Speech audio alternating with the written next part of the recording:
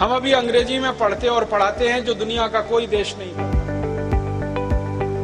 आजादी के बाद कोई भी देश ने गुलामी की भाषा को अपने यहां नहीं ढोया, भारत को छोड़कर। सभी देशों ने अपनी मातृभाषा लाई अपने देश में। छोटे छोटे देश हैं। डेनमार्क नाम का बिल्कुल पिद्दी सा देश है, हमारे हिंदुस्तान के किसी मोहल्ले के बराबर का है, इतनी ही आबादी है उस डेनमार्क की। वो देश इतना छोटा होकर अपनी पूरी पढ़ाई डेनिश में कराता है, इंजीनियरिंग डेनिश में होती है, मेडिकल साइंस वहां डेनिश में है, सारा काम वहां वो मातृभाषा में कराता है। तो हम 115 करोड़ की आबादी के देश अपनी मातृभाषा में काम क्यों नहीं कर सकते? हम इंजीनियरिंग क्यों नहीं हिंदी में पढ़ा सकते? मेडिकल की पढ़ाई हिंदी में क्यों नहीं हो सकती? मैनेजमेंट की पढ़ाई हिंदी में क्यों नहीं हो सकती?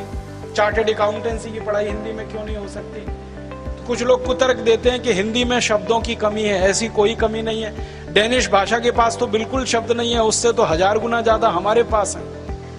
अंग्रेजी तो भाषा 5वीं शताब्दी से आई है, उसके पहले तो कोई जानता नहीं उनका इतिहास क्या है। दुनिया भर के देशों से खिचड़ी बना के इकट्ठी की हुई है उन्होंने। लैटिन से कुछ ले लिया, जर्मन से कुछ ले लिया, फ्रेंच में से कुछ ले लिया, इटालियन में से ले लिया, इससे ले लिया और बना दिया। हमको तो ये नहीं करना पड़ा। संस्कृत में ऐसा घालमेल करने की जरूरत नहीं पड़ी कभी इस देश को, करोड़ों साल से। और जितना ज्यादा शब्द संस्कृत में हो सकते हैं दुनिया की किसी भाषा में संभव नहीं है, क्योंकि शब्द रूप और धातु रूप यही एक भाषा में है। करोड़ों शब्द। अंग्रेजी में तो अकाल है शब्दों का। एक शब्द है सन, SUN, वो अकेला ही है, दूसरा है ही नहीं। सूरज को बोलने का सन के अलावा दूसरा शब्द नहीं अंग्रेजी के पास। और हम अगर संस्कृत और हिंदी की बात करें तो दिनकर, दिवाकर, रवि, भास्कर, मार्तंड, 84 शब्द हैं हमारे पास। एक शब्द है अंग्रेजों के पास मून, वो अकेला है, इकलौता है। और हम चंद्रमा के अगर शब्दों की गिनती शुरू कर दें तो वो 62-63 है।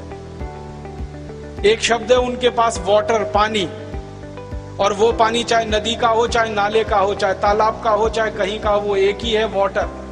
हमारे पास तो हर जगह के पानी के लिए अलग शब्द है। नदी के पानी के लिए अलग, आकाश के पानी के लिए अलग, समुद्र के पानी के लिए अलग, तालाब के पानी के लिए अलग।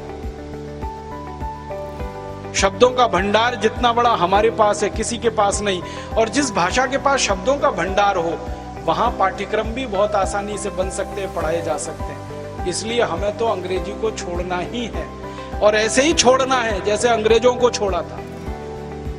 आप बोलेंगे जी अंतरराष्ट्रीय व्यापार करना है तो अंग्रेजी की जरूरत है। कुछ जरूरत नहीं है। जापान बिना अंग्रेजी जाने, सीखे, समझे अंतरराष्ट्रीय व्यापार करता है। जापान का प्रधानमंत्री भी अंग्रेजी नहीं जानता, चपरासी भी अंग्रेजी नहीं जानता। सारी दुनिया में उनका माल बिकता है बिना अंग्रेजी के, तो हमारा क्यों नहीं बिकेगा?